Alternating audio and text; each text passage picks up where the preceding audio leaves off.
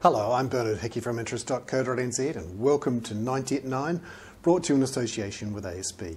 This is your morning briefing where you get everything you need to know in 90 seconds at 9 o'clock, starting now with news you just can't keep a good currency down. The New Zealand dollar back above 66 US cents again this morning. It's part of strength for the commodity block of currencies. That includes the Australian dollar and the Canadian dollar. There are green shoots around in the economy. People are starting to talk up a bit of a recovery, and that helps, of course, commodity prices, which helps the Australian dollar and the New Zealand dollar.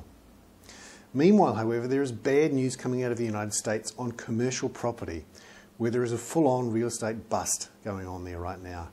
More profit warnings overnight from the States. Meanwhile, across in Australia, National Australia Bank has announced it plans to raise 2.75 billion Australian dollars through a share issue to institutional investors and to retail investors. Now, this is partly because they're preparing for a provision for BNZ because of its unpaid tax issue announced last week. But also, NAB plans to grow organically and through acquisitions, and it wants to bolster its balance sheet to do that.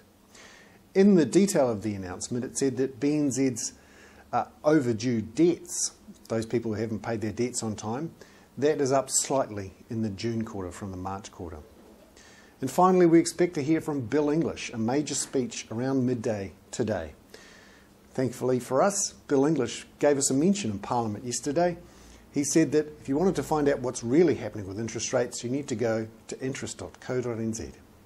I'm Hickey, that was 90 at 9, brought to you in association with ASB.